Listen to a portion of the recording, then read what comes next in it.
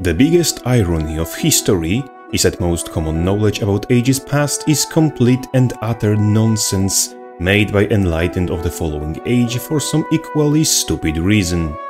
That, combined with modern population's tendency to believe in every myth that came to be, and the fact that most people under the age of 30 never held in hand anything sharper than a butter knife, means there are millions of people who wouldn't be able to tell a comedic relief from an optimal combat technique.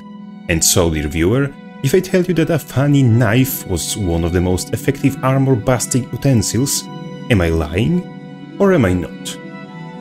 In fact, just as most answers in this era, it's complicated becomes the default answer, as on one hand daggers lack heft and reach other weapons provide, but on the other hand, it is the easiest weapon to shove through an eye slit of a helm of a man that is actively trying to choke you to death.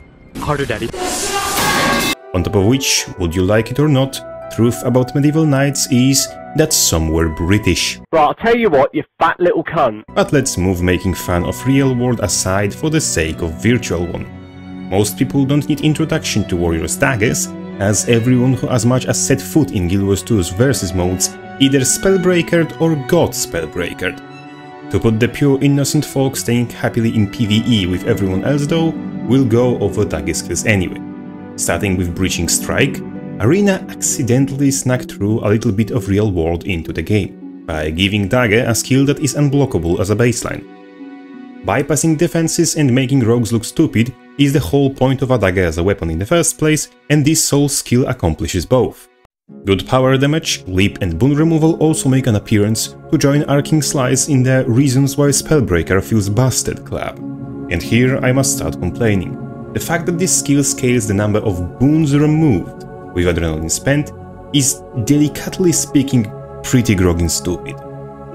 Firstly, boon removal is a utility, power of which is really hard to gauge, and fluctuates between professions, specs and builds to the level of trade-by-trade scenarios. Case in point, it is impossible to gauge whether that extra 2 boons removed actually do anything, especially if one of the extra boons you removed was resolution.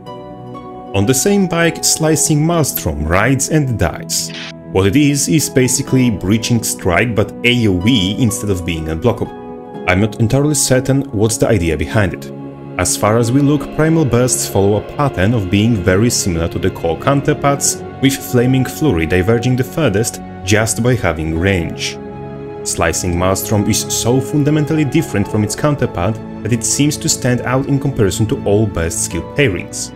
Breaching Strike is a single target gap closer, with Boon Rip mostly playing second fiddle to mobility and unblockable damage. All the while, Slicing Maelstrom, by sheer fact of having no mobility attached and being a circular AoE, functions more akin to Arcing Slice than Breaching Strike. That, on top of animation sticking out like range in a goulash, makes me wonder whether this ability was a conscious design decision or byproduct of panic induced by impending expansion release date. But enough about that. Aura Slicer is easy to be underestimated, as it is laughably short for a gap closer. However, with traits like Warrior Sprint, it's the synergy that matters.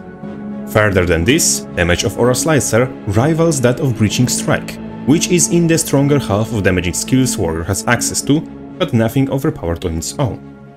However, considering you have 2 gap closes on short cooldown with this sort of damage attached, means Dagger Warrior can maintain near permanent kill pressure, as long as he is capable of generating adrenaline to fuel his offense, especially in 1v1 scenario. And that's not mentioning slow, which is a strong debilitating condition.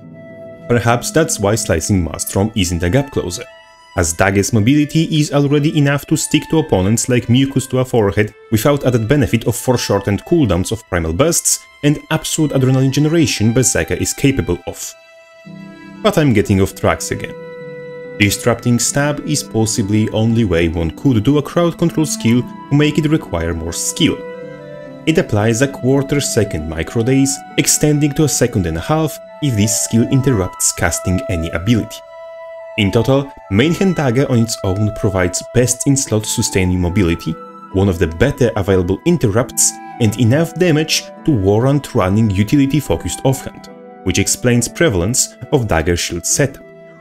On top of that, unblockable boon removal is last thing in the game keeping hammer builds alive, as without it, stability and layered blocks would simply force them out of existence. In fact, only reason why Dagger isn't used by every single power build in the game is that the brunt of its power is tied to core weapon burst, which is locked away completely from Bladesworn and only available to Berserker while outside of Rage. That and PvE is ruled by whatever happens to show the biggest number on screen.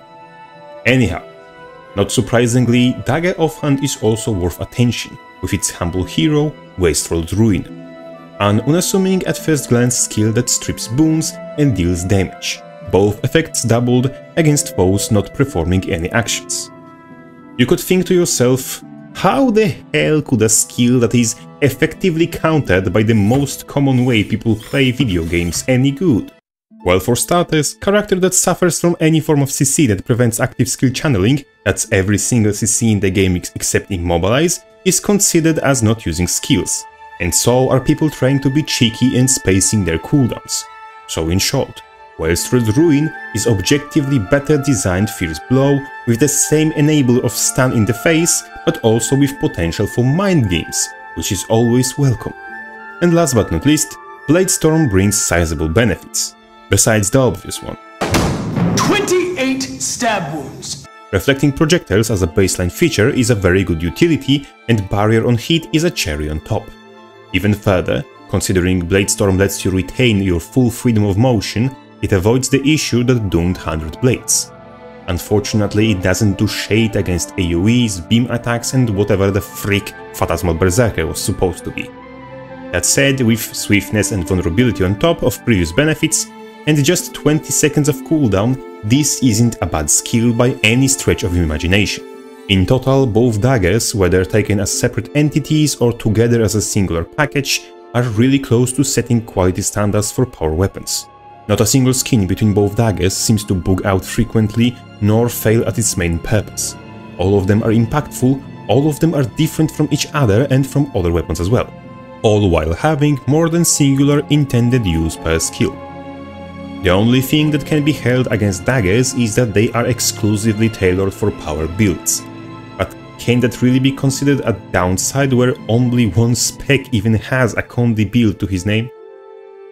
All things considered, they're good weapons. With exception of seemingly confused primal bursts and wacky adrenaline scaling, they have no inherent flaw, and can be fitted pretty comfortably into nearly any power build that could benefit from some boon removal. With that said, Crabface out.